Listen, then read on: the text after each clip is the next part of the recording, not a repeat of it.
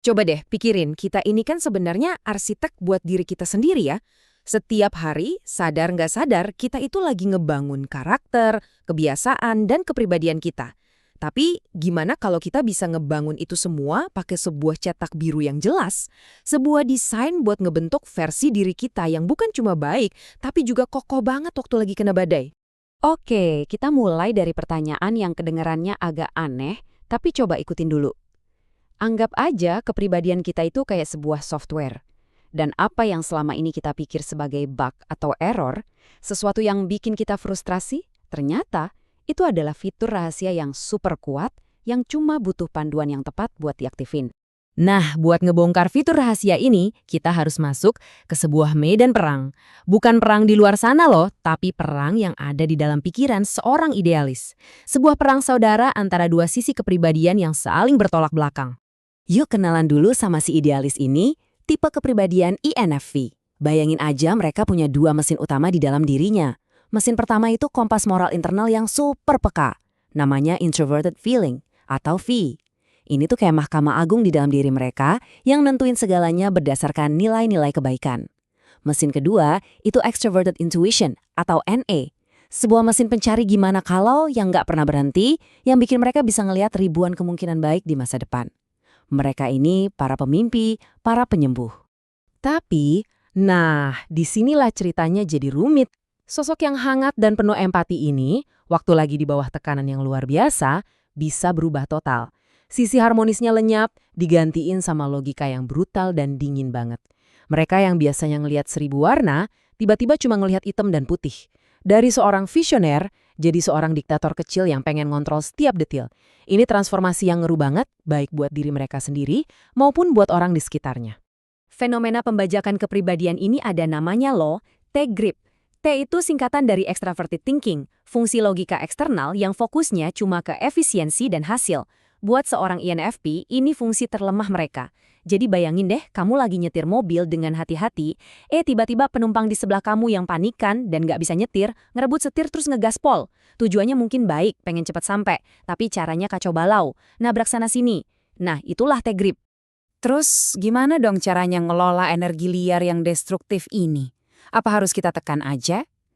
Ternyata sumber yang kita kaji nawarin pendekatan yang beda, bukan ditekan. Tapi kita bangun sebuah bendungan yang kokoh buat ngarahin arusnya. Sebuah cetak biru yang terdiri dari 3 pilar utama. Ketiga pilar ini saling ngedukung satu sama lain. Anggap aja kita lagi bangun rumah ya. Psikologi itu cetak biru arsitekturnya. Kita harus tahu di mana letak kamar, dapur, dan jalur listrik di pikiran kita. Kultur itu kearifan lokal soal bahan bangunan, kebijaksanaan turun-temurun yang udah teruji sama waktu. Dan spiritualitas, nah ini fondasinya, batu karang tempat seluruh bangunan itu berdiri. Tanpa salah satunya, bangunan diri kita bakal rapuh. Yuk kita gali lebih dalam pilar kedua dan ketiga. Gimana caranya kearifan dari luar bisa jadi benteng pertahanan buat perang yang ada di dalam diri kita? Dari budaya Sunda, kita pinjam konsep Trisilas. Ini bukan sekedar slogan loh. Silih asah itu prinsip bahwa kecerdasan harus dipakai buat mencerahkan, bukan buat nyerang. Bayangin dua koki yang saling ngasahin pisau, bukan dua gladiator. Silih asih itu jaring pengaman emosional kita. Dan silih asuh itu komitmen buat saling jaga. Buat orang yang lagi kejebak T-grip, 3 prinsip ini fungsinya kayak rem darurat dari luar yang ngingetin, hey, logikamu yang tajam itu buat ngebangun, bukan ngehancurin. Dan pilar spiritual ini, wah ini benar-benar game changer. Kutipan dari Imam Hussein ini bukan ngajak kita jadi rendah diri, tapi ini adalah sebuah latihan kognitif yang radikal. Ini kayak kita lagi nginstal software anti-ego di pikiran kita. Soalnya T-grip itu sering banget dipicu sama ego yang ngerasa terancam atau diremehin. Dengan ngelatih pikiran kita buat secara default ngelihat kelebihan orang lain, kita matiin pemicunya bahkan sebelum dia sempat nyala. Oke, teori udah cukup. Sekarang kita lihat gimana cetak biru ini diuji dalam sebuah skenario nyata yang paling ekstrim. Sebuah studi kasus yang ngetes semua pilar ini sekaligus. Latar belakangnya penting banget buat kita tahu. Pria ini datang dari Syam, sebuah wilayah yang udah puluhan tahun dijejelin propaganda kebencian terhadap Imam Hasan dan keluarganya. Jadi bencinya itu bukan personal, tapi hasil rekayasa. Dia datang dengan satu misi, provokasi. Dia menghina Imam Hasan, bahkan sampai ke orang tuanya, di depan umum.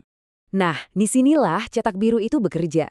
Bukannya ngerespons pakai logika defensif ala Tegrip, Imam Hasan justru ngaktifin pilar spiritual dan kulturalnya. Beliau senyum, nyamperin orang itu dan bilang dengan lembut, "Sepertinya Anda orang asing di kota ini." Beliau nggak ngebantah hinanya sama sekali. Beliau justru nunjukin empati. Terus beliau loncitin, "Kalau Anda butuh tumpangan, kami siapkan. Kalau lapar, kami beri makan. Kalau punya utang, biar kami yang bayar." Apa yang terjadi di kepala orang itu? Dia datang dengan skenario di otaknya. Aku bakal hina dia bakal marah, terus aku menang. Tapi Imam Hasan ngehancurin skenario itu. Terjadi korsleting kognitif. Kebenciannya yang udah dipupuk bertahun-tahun itu nggak punya jawaban buat serangan kebaikan yang masif dan nggak terduga ini. Dinding propagandanya runtuh dan dia nangis. Dia lalu bilang, dulu nggak ada orang di muka bumi ini yang lebih kubenci darimu. Sekarang nggak ada yang lebih kucintai darimu. Taktik tingkat dewa ini punya nama dalam tradisi Islam, mudaroh. Penting nih, jangan sampai ketuker sama mudahanah atau ngejilat. Mudahanah itu ngorbanin prinsip demi nyenengin orang. Tapi mudaroh ini adalah pakai kelembutan sebagai strategi buat mencapai tujuan yang lebih tinggi, yaitu damai dan harmonis, tanpa ngorbanin prinsip sama sekali. Ini seni memadamkan api dengan mengubah kondisi udaranya, jadi apinya nggak bisa nyala lagi. Sekarang yuk kita putar balik ke awal. Ke pertanyaan soal bug yang ternyata adalah fitur rahasia. Gimana sebuah ini mengubah cara kita mandang si Tegrip? Nah, ini kuncinya. Tegrip itu energinya kayak kuda liar. Kalau dibiarin, dia ngerusak. Tapi, kalau kita bisa bangunin pagar, itu pilar psikologi, kita kasih makan dan pemahaman, pilar kultur, dan kita pegang tali kendalinya dengan lembut tapi kokoh, pilar spiritualitas, energi liar itu berubah jadi kekuatan yang luar biasa. Dia jadi mesin yang dibutuhin sama si pemimpi buat bener-bener ngebangun mimpinya di dunia nyata. Dia ngubah seorang idealis jadi arsitek kebaikan yang efektif. Jadi, gimana protokol praktisnya? Anggap aja ini latihan pemadam kebakaran buat emosi. Pertama, deteksi. Alarm di kepala kita bunyi, kita ngerasa darah mulai panas. Kedua, interupsi.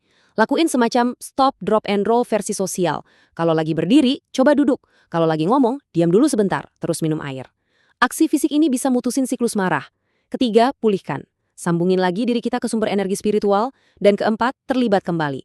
Masuk lagi ke interaksi, tapi kali ini pakai baju anti-api kerendahan hati ala Imam Hasan. Cetak biru yang kita bedah hari ini, psikologi, kultur Sunda, spiritualitas Islam, itu kan sebuah contoh yang spesifik dan kuat. Pertanyaannya sekarang bukan cuma apa pilarmu, tapi lebih dalam lagi.